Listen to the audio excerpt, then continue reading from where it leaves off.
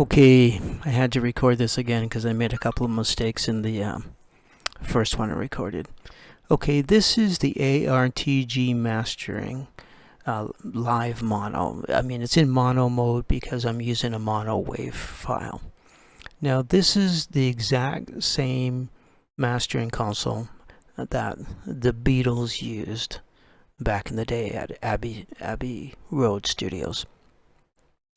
Now, what I want to teach in this lesson, see if I can find, I want to teach in this lesson what mastering engineers, how they use the bell curve to get best results. Now, if you were to keep the mastering bell curve down at the low, you're going to get a boomy, muddy sound that would not resonate on all kinds of media applications.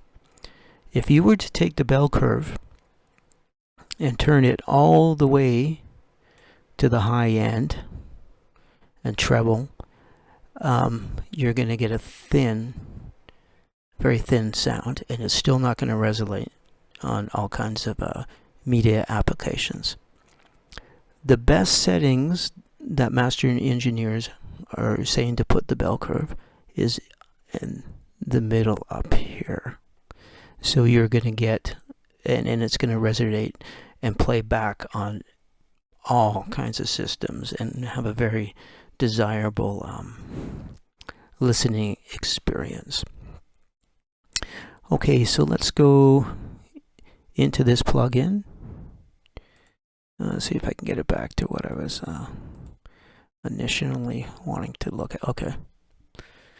So here's the mastering section. Here's the EQ section. Here's in phase. So it has an in phase meter. Keep it to the 0 here, and it's going to be in phase. It has tape equalizer. Flat is a desirable setting to have because you use it flat. It has a better balance and frequency response, leaving it at flat, and you're also putting less distortion into your recording. So the EQ section in here is just like any other mastering console. You're going to use the same feather EQing. So little tiny adjustments. Okay, so let's preview it and let's do a little bit of mastering on this track.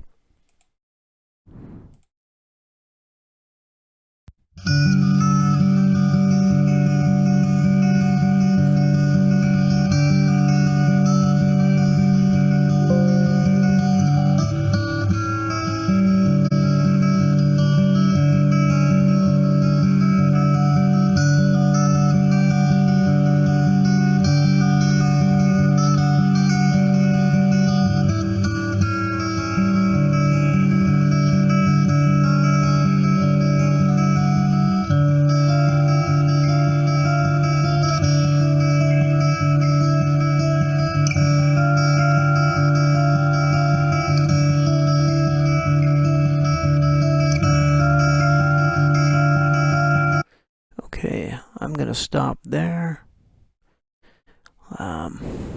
Okay, so the ratio setting is at 1.1, as you can see here.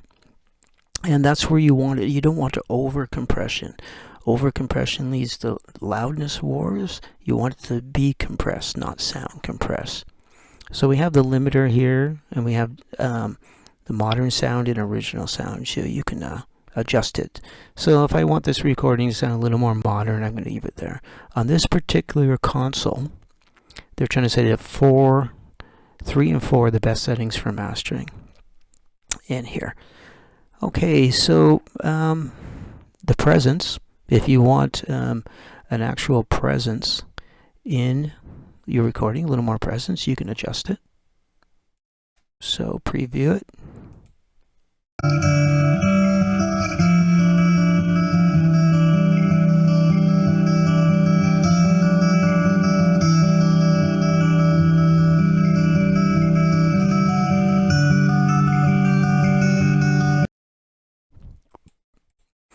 Okay, the side chain filters, you remember that side chain filters it's parallel compression. As soon as you put on a side chain, you're automatically putting the console into parallel compression.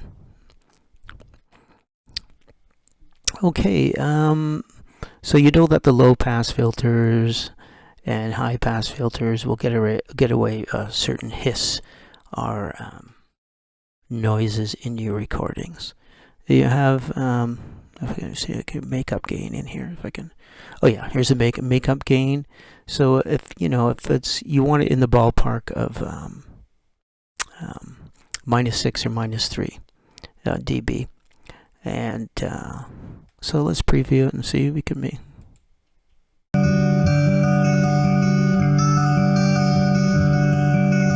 Okay, so we can use a little more makeup gain to bring it up to about -6.